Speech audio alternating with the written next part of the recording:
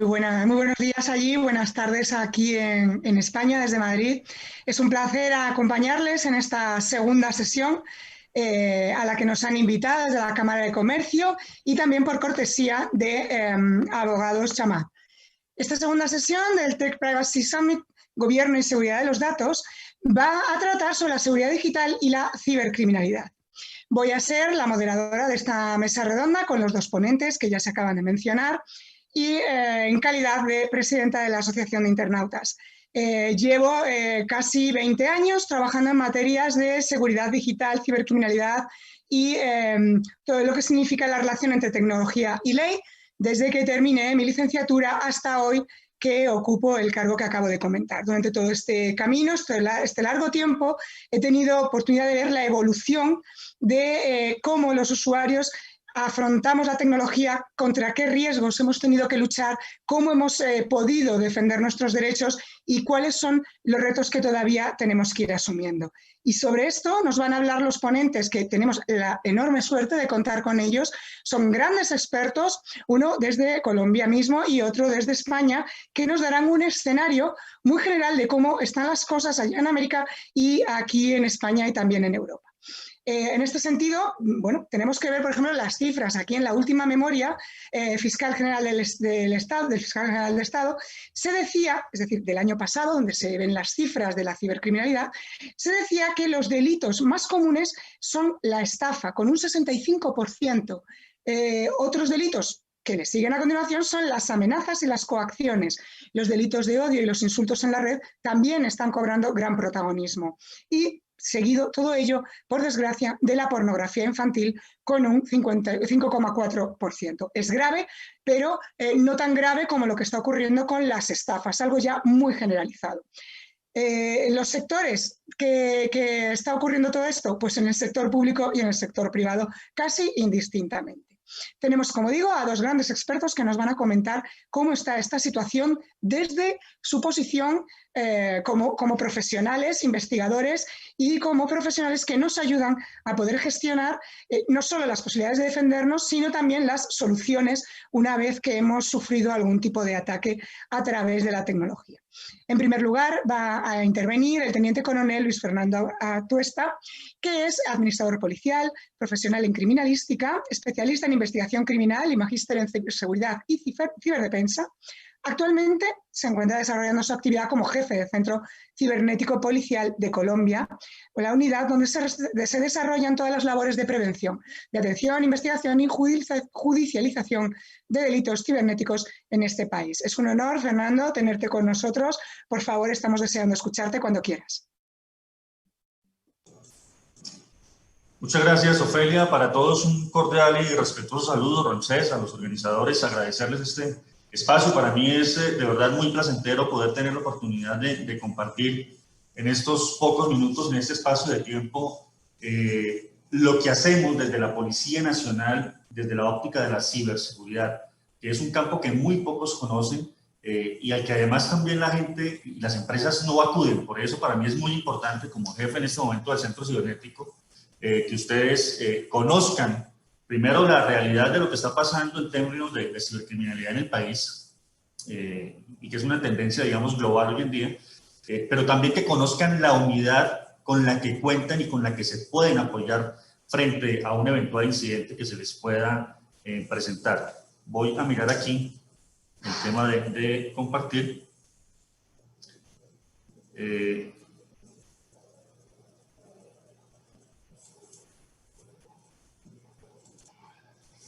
Bien, me indican por favor si estamos...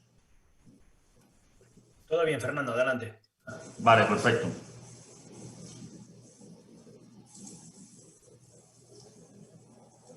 Un segundo. Bien.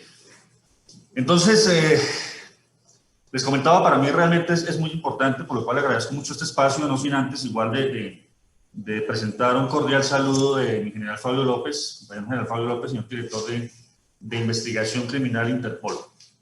Vamos a hacer un recorrido, primero, digamos, por todo el componente normativo que ha habido y todo el componente de política pública que hemos tenido frente al tema de la ciberseguridad en Colombia. este es un tema que ha venido ocupando la agenda del gobierno nacional por diferentes y obvias razones y por muchos eventos que en su momento despertaron esa preocupación del Estado, primero por tener un marco normativo, una regulación, pero también por tener un marco de política pública que pudiese fortalecer las instituciones que de una u otra manera tienen digamos, responsabilidades frente a este fenómeno de la cibercriminalidad. Yo voy a referir simplemente algunas de las más importantes normas que han surgido. Asumo que la mayoría de los que nos están acompañando y escuchando son expertos en el tema, pero digamos es bueno hacer, digamos, una referencia frente a los principales aspectos normativos, repito, en todo este tema de la evolución de la ciberseguridad en Colombia.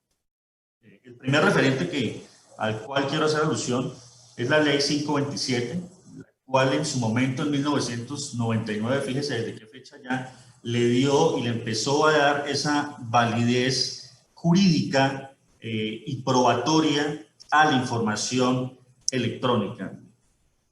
Es importante allí establecer y mirar cómo desde ese entonces el comercio electrónico, las firmas digitales empezaron a tener, digamos, esa validez por parte del gobierno y sobre todo esa validez jurídica y validez probatoria. En el 2000, en la Convención de Palermo, pues empezamos ya como agencia de ley a tener todo este tema de ciberdelincuencia y a tratarlo desde la óptica de una delincuencia transnacional, de un fenómeno global que ameritaba entonces tener una atención también desde ese punto de vista global y articulada con diferentes instituciones. Tenemos la ley 962 en el 2005, simplificación de trámites, la cual buscaba en su esencia facilitar las relaciones de los particulares con la administración pública, es decir, poder articular y poder, digamos, armonizar esa relación en el entorno digital del ciudadano con la administración pública, por supuesto en el marco de un fortalecimiento tecnológico y buscando que el ciudadano precisamente tuviera un acceso a los servicios públicos de una manera mucho más fácil y ágil. Y por supuesto la ley 1150 en el 2007, Seguridad de la Información Electrónica en Contratación en Línea, que precisamente, digamos, le da vida a todo ese tema de la contratación estatal mediante el uso de plataformas electrónicas, buscando algo muy importante también, digamos, acoplado a todo el entorno digital, pero también buscar transparencia frente a todo este tema de contratación.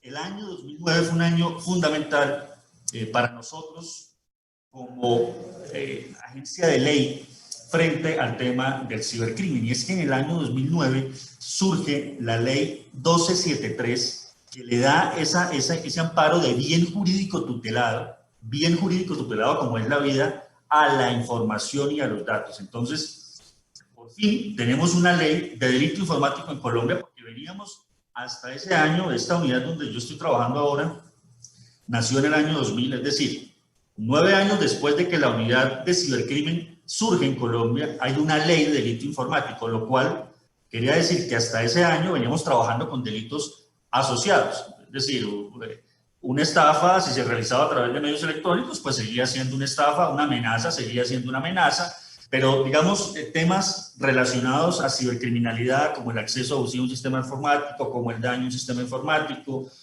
como el hurto a través de medio informático, no estaba sancionado. Y es aquí donde tenemos ya por fin una ley de delito informático, y sumado a ello, ante la misma problemática que venía surgiendo anteriormente, y lo decía Ofelia ahorita, el tema de la explotación sexual de nuestras niñas y nuestros adolescentes a través de Internet, también la ley 1336, a través de la cual se busca precisamente esa protección de nuestros menores en Internet.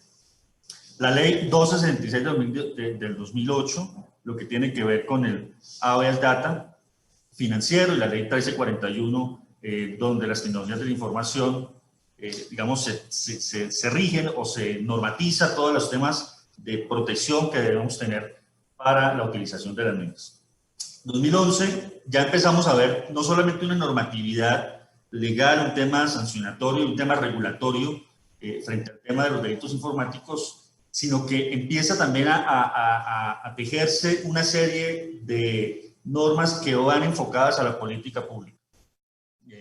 Muy importante, el primer documento COMPES que tenemos que es el documento COMPES 3701, donde el gobierno nacional define cuál va a ser la estrategia y la agenda de gobierno frente a las instituciones y frente a las responsabilidades que esas instituciones van a tener en materia de ciberseguridad. Y allí surgen dos aspectos fundamentales. Uno, que se define en el país qué es la ciberseguridad y qué es la ciberdefensa.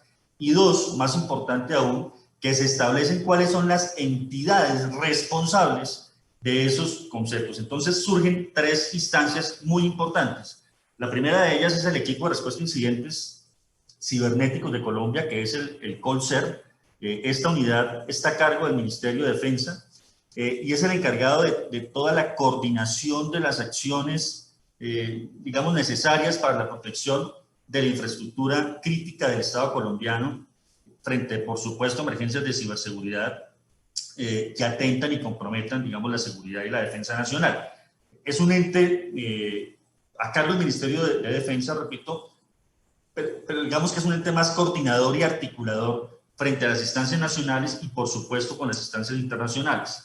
La segunda instancia que surge a través de este documento COMPES es el Comando Conjunto Cibernético de las Fuerzas Militares, lo conocemos como el CECOSI.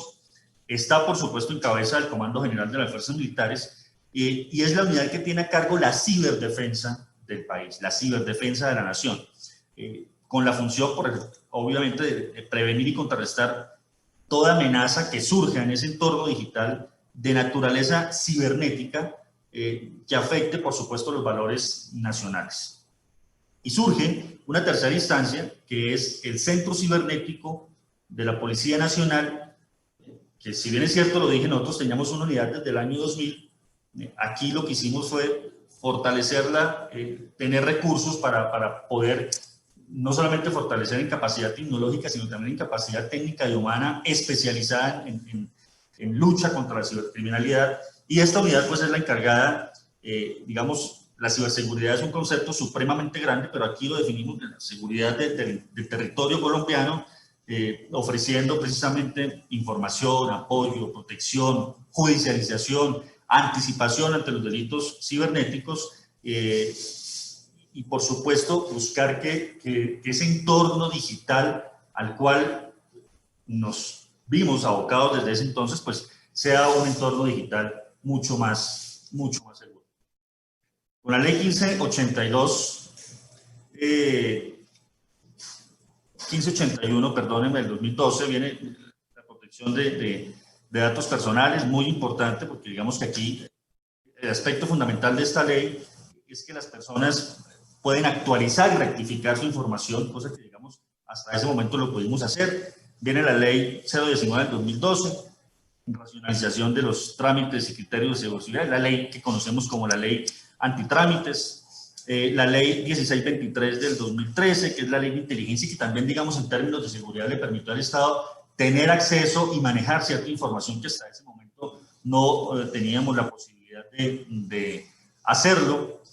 En el año 2014 viene otro documento muy importante de política pública, que es el COMPES 3854, y este COMPES define, digamos, ya una vez creadas las instancias, una vez definidos cuáles son los roles y responsabilidades de las instituciones en materia de ciberseguridad y ciberdefensa, pues este COMPES de seguridad digital lo que nos define es esa hoja de ruta para garantizar un entorno digital seguro y confiable, ya pensando más en el ciudadano, y precisamente define todos los parámetros de articulación a la seguridad digital del país. Se enfoca principalmente a la gestión de riesgos de seguridad digital y con el fin, repito, de promover un entorno digital mucho más confiable y seguro. Y muy importante que digamos, todo este entorno lo enfoca y adapta su enfoque basado en la gestión de riesgos. Aquí ya empezamos a hablar de un término y un tema muy importante, y es la gestión del riesgo. No hay una fórmula mágica que nos permita protegernos 100%, pero esa gestión del riesgo resulta supremamente importante para saber qué tenemos, con qué nos podemos defender y con qué podemos responder ante una situación que ponga en riesgo nuestra ciberseguridad. La ley 1908, muy importante también allí, se establece una figura que en términos de investigación es supremamente importante y es la figura del agente encubierto digital. Es algo que ustedes lo ven y lo conocen y que en todas las grandes operaciones del país siempre hemos tenido que tener la famosa figura del agente encubierto, y es esa persona de ley que logra permear las organizaciones criminales. Pues aquí también es muy importante porque es que ese paso de lo analógico a lo lógico, de lo físico, de lo real a lo virtual, pues también hizo que que las organizaciones criminales, que creo yo que son las más resilientes en términos de cibercrimen, porque se nos adaptan supremamente rápido a todas las condiciones para poder seguir ejecutando sus acciones, pues esta figura de agente encubierto digital nos permite a nosotros como agentes de ley tener una mayor información, tener una mayor capacidad de hacer operaciones muy importante frente al cibercrimen. Rápidamente aquí el tema del convenio de Budapest, muy importante, es el convenio más representativo que existe a nivel global frente a la lucha del cibercrimen. Colombia hasta este año, después de 3 años de estar, digamos, en ese trabajo de adhesión, ya a través de la ley 1928, logra adherirse a este convenio de Budapest, y es precisamente el Centro Cibernético de la Policía el punto de contacto 24/7 a través del cual vamos a tener no solamente la posibilidad de recibir mucha información de carácter internacional, sino también de poder intercambiar evidencia digital en el marco de muchas investigaciones que en términos procedimentales por fiscalía son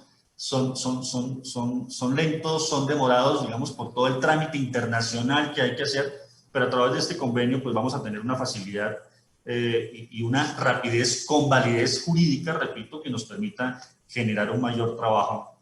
Y en este tema internacional, pues también mencionar el acuerdo que tenemos con Europol, que somos la única policía del mundo que, sin ser parte de la Unión Europea, tiene un asiento permanente en el Centro de Cibercrimen de Europol, y esto sí que nos ha también abierto las puertas y las posibilidades de conocer, de entender mejor qué es lo que está ocurriendo en el mundo frente a temas de cibercriminalidad y poder afinar y mejorar nuestros procedimientos. Y un tercer COMPES que salió hace poco, salió hace más o menos un mes, que es el COMPES 3854, ahí simplemente pues, definen los parámetros de articulación en torno a la seguridad digital del país y se enfoca también en la gestión del riesgo digital, del riesgo digital, y buscar mejorar esas condiciones también de ciberseguridad, vinculando principalmente al sector privado. Un marco reglamentario, aquí ya por tiempo no lo vamos a definir, pero es lo que precisamente hace que todo este componente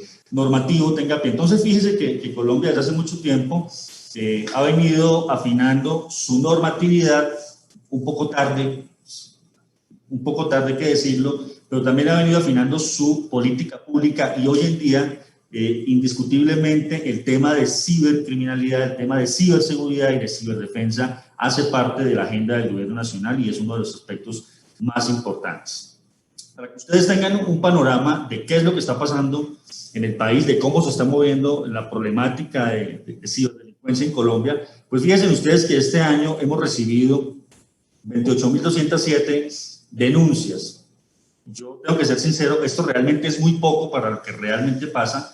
En términos de delitos informáticos, de delitos cibernéticos, de cibercriminalidad, como lo quieran llamar, de cibercrimen, el nivel de denuncia es bajo, por muchas razones. Por muchas razones. Si es una empresa, no le va a gustar exponer sus riesgos, ¿cierto?, sus vulnerabilidades ante las demás empresas y mucho menos ante sus clientes. Si es un banco, sí que menos le va a gustar compartir información para que sus riesgos y vulnerabilidades sean evidentes. Entonces, prefieren asumir el costo, tomar las medidas después, no antes, gravísimo, y a eso tenemos que cambiar el chip. Las medidas hay que tomarlas antes, no después. Y si es un ciudadano, muchas veces por pena, por vergüenza, tampoco va a denunciar.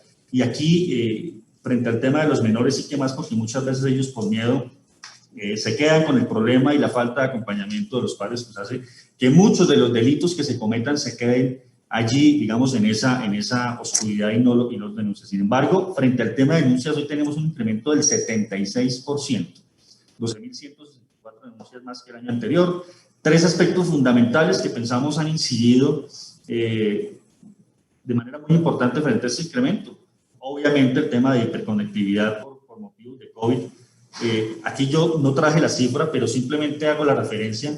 Este corte es del 1 de enero al 24 al día de ayer, perdónenme, al 23 de septiembre.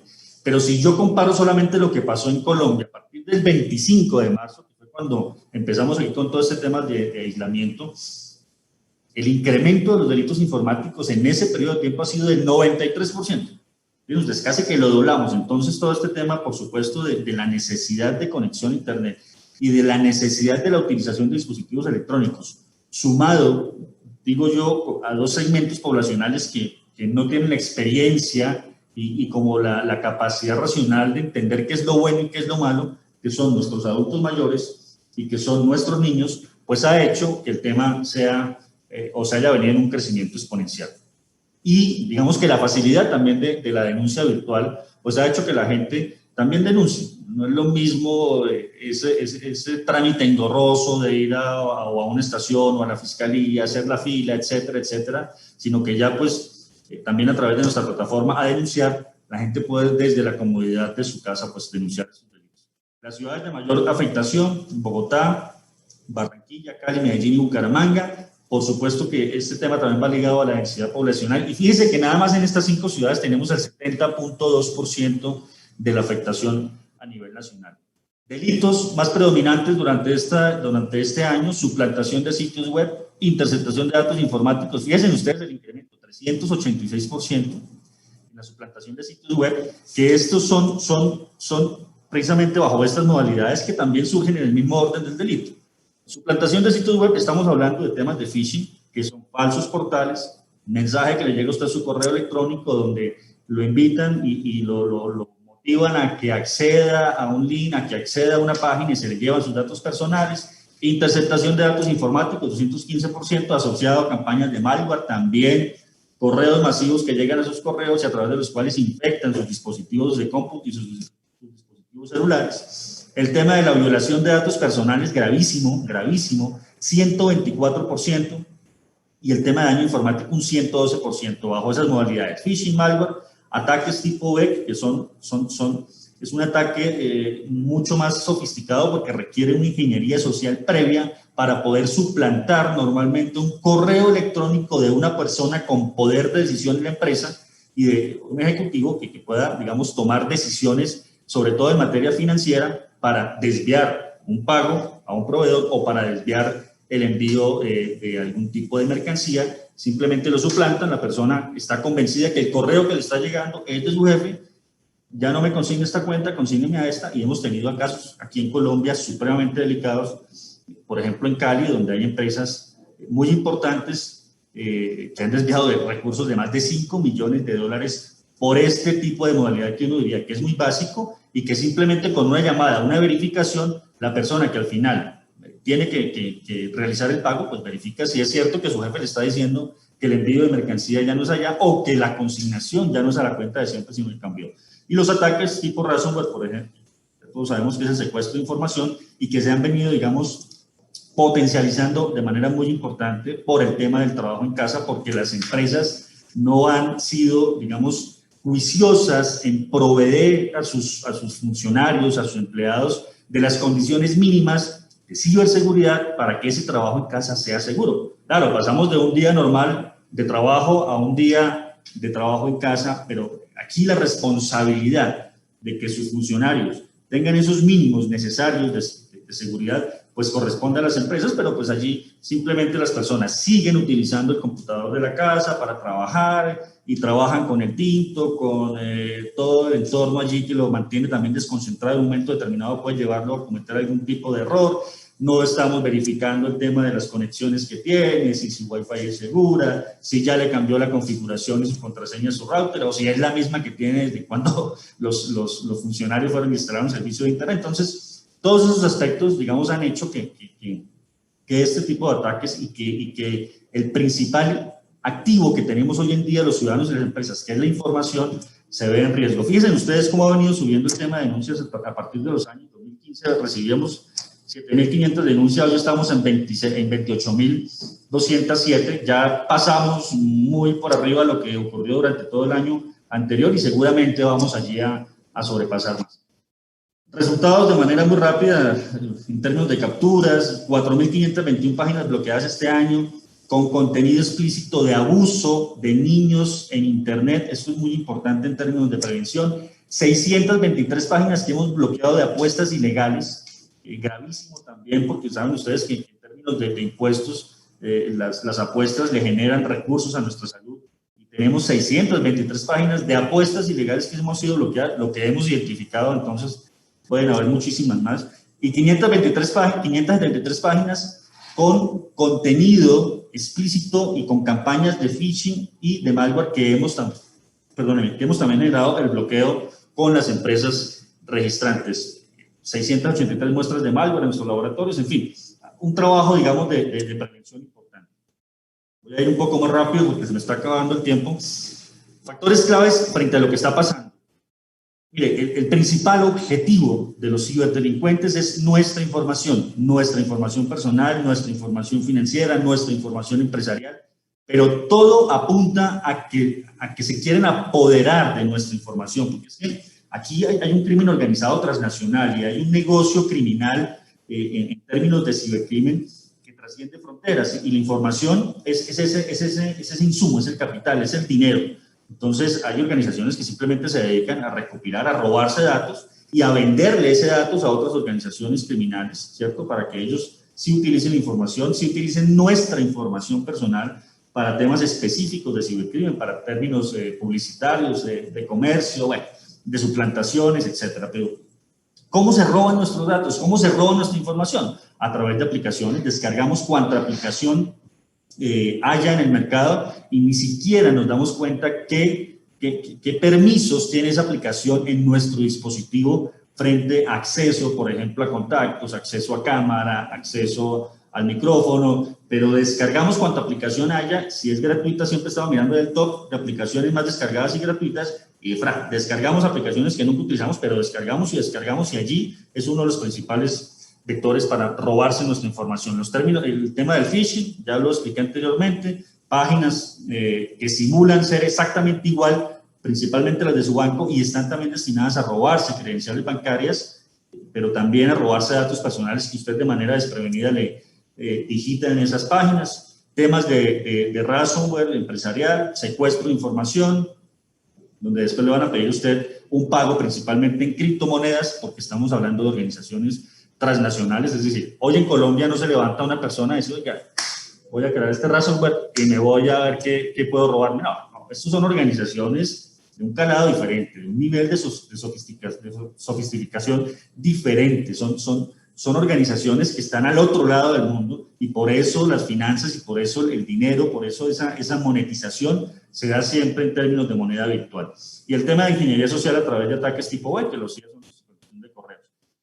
Segundo objetivo más importante de los ciberdelincuentes, todas las tecnologías de la información y las comunicaciones, es decir, obstaculizar y dañar esos sistemas que utilizamos para comunicarnos, para informarnos. Entonces vienen los ataques de denegación de servicio, páginas que tumban, que sacan de circulación, daños a sistemas informáticos y por supuesto la obstaculización del sistema informático. Estos son ataques muy dirigidos principalmente al gobierno.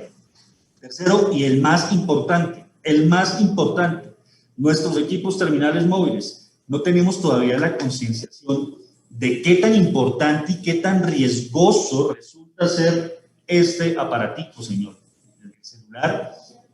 El celular es nuestra extensión. Siempre que tengamos un celular en la mano, recordemos que este celular que tengo aquí está escuchando lo que yo escucho, está viendo lo que yo estoy viendo, pero además me está geolocalizando. Además le está diciendo al ciberdelincuente con coordenadas exactas, inequívocas, dónde estoy, qué estoy escuchando y qué estoy viendo. Por eso esto es muy vulnerable. Además, es un dispositivo multiformato. Entonces la amenaza puede venir en video, puede venir en fotografía, puede venir en audio, puede venir en texto.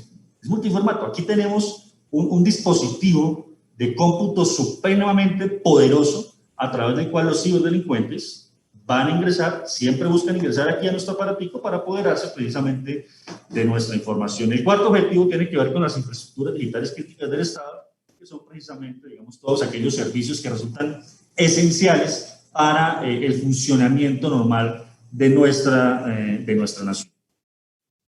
Si hasta aquí estamos preocupados, fíjense ustedes, y yo voy a pasar esto muy rápido aquí, el análisis que hizo la SIC, el diagnóstico del año pasado que hizo frente a lo que se está haciendo con nuestros datos personales. Hicieron un trabajo, un estudio en 32.763 empresas que desde el año 2015 tratan nuestros datos personales. Son los responsables de salvaguardar nuestros datos personales. De eso, 95% son privadas, 5% públicas. Encontraron que 2,7% cumplen con todo muy bien, o sea, estamos seguros con el 2,7%, nuestros datos están seguros en el 2,7%, y el 3% no cumple con absolutamente nada. Pero aquí muy rápido, miren ustedes, el 75% no ha implementado medidas apropiadas y efectivas para garantizar la seguridad de los datos personales.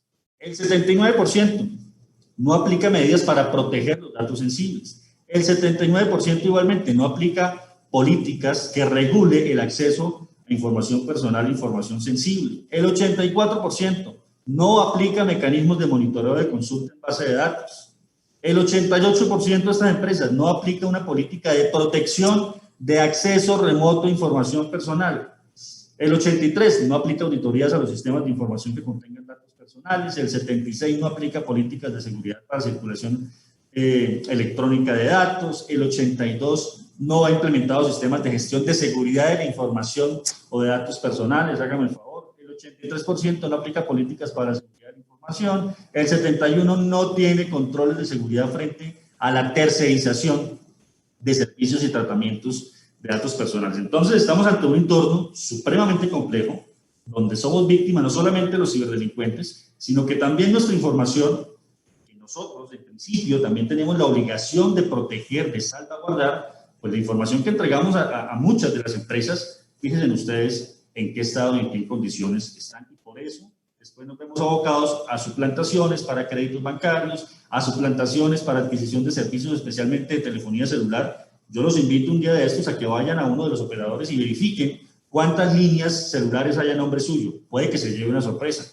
Puede que se lleve una sorpresa y tenga líneas que usted jamás ha sacado. Puede que se lleve una sorpresa y en este momento usted tenga créditos que jamás ha solicitado, o además sea fiador o codeudor sin que usted lo sepa, y es precisamente por este maltratamiento de nuestros datos personales. ¿Qué hacemos en el Centro Cibernético de la Policía? Para que ustedes conozcan nuestra unidad, ya voy a política pública, ya les expliqué.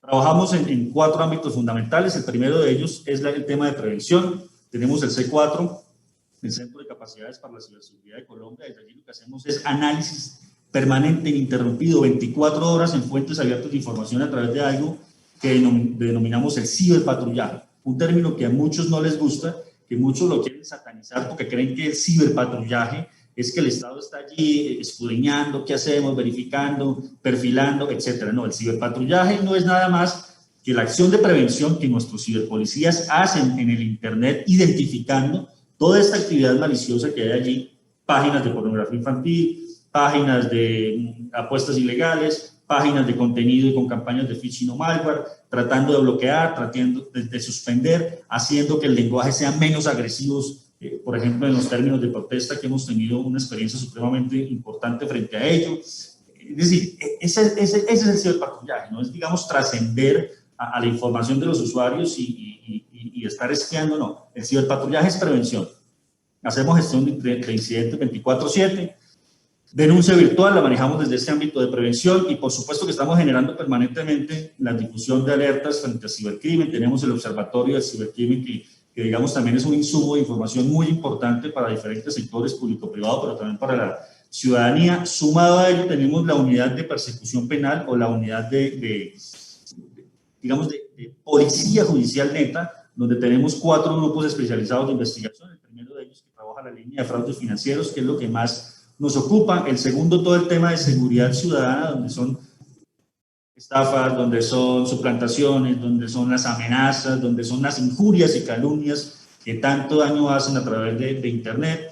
Delitos de alta tecnología que se dedican a investigar lo que hablábamos anteriormente y tiene que ver con los ataques a infraestructuras digitales críticas, y por supuesto un grupo dedicado única y exclusivamente a la protección de nuestros niños, niñas, adolescentes en Internet y evitar precisamente esos abusos que se dan. Convenio de Budapest, ya lo hablé. Articulación y cooperación internacional, esto se trabaja de manera articulada, esto no se puede trabajar de manera aislada, lo tenemos que trabajar desde el contexto internacional y allí tenemos dos opciones muy importantes, Interpol, Europol, a través de los cuales tenemos precisamente ese intercambio de información, pero también es muy importante todo el tema de cooperación con el sector público y con el sector privado. Muy rápidamente este anillo de articulación, el primer anillo por supuesto que va con todo el tema gubernamental, entonces tenemos allí la Dirección Nacional de Inteligencia, Ministerio de Defensa, Ministerio de Comunicaciones, Colcert, que lo hablamos anteriormente, el Comando Conjunto Cibernético, las direcciones de la policía, inteligencia, entonces esa articulación con el Estado, pero también ese segundo anillo que ustedes ven allí en la parte de arriba es con todo, digamos, los componentes de ese ecosistema de ciberseguridad y que ofrecen servicios a través de Internet y con los cuales tenemos que trabajar de manera muy articulada porque es que al final, frente a la ejecución, frente a la materialización de un delito, siempre vamos a depender de una respuesta que nos tenga que dar Twitter, que nos tenga que dar Facebook, que nos tenga que dar Instagram, que nos tenga que dar PayPal, que nos tenga que dar, etcétera. Siempre tenemos que tener esos canales de comunicación muy articulados y, por supuesto, también a nivel internacional.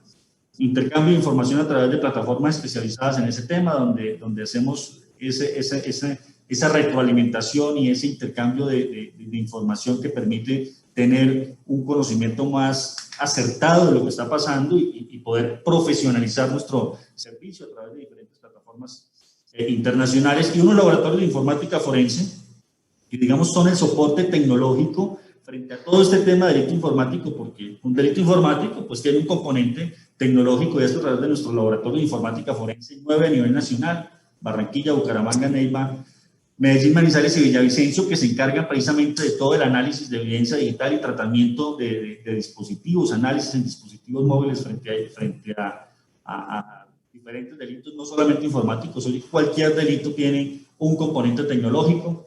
Rápidamente aquí, digamos, lo que hacemos, análisis de dispositivos de almacenamiento y equipos terminales móviles, es decir, recuperar toda la información, toda la data que ha sido utilizada y que ha sido borrada o adulterada a través de esos dispositivos, auditoría en grandes volúmenes de información estructurada, bases de datos, extracción de datos, auditoría forense en grandes volúmenes de información, sobre todo para incidentes empresariales, análisis de código malicioso, laboratorios donde podemos hacer en tiempo real un análisis dinámico y estático de ese código malicioso, esa cepa del virus que está afectando y que está intentando hacer daño.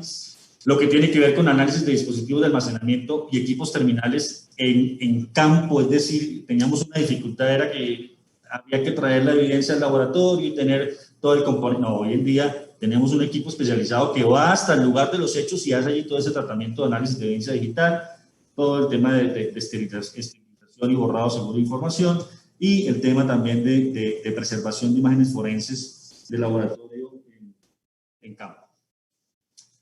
Componente de prevención, los invito a que conozcan nuestra página de CAI Virtual, allí ustedes van a encontrar de manera permanente nuestro portal de recepción de incidentes, tenemos también allí un portal que le facilita a usted hacer una verificación previa si un enlace, si un archivo que le ha llegado tiene malware, van a encontrar ustedes un mapa interactivo donde encuentran todo el tema de incidentes en Colombia, cómo se está moviendo en tiempo real, cuál es el delito de mayor afectación, cuáles son los últimos incidentes, cuál es la modalidad y cuál es el sector que mayormente se está viendo afectado y todas las alertas, digamos, de seguridad que vamos generando en nuestras redes sociales, CAI Virtual, donde permanentemente estamos difundiendo este tipo de contenidos muy sencillos de entender para que ustedes también hagan esa labor de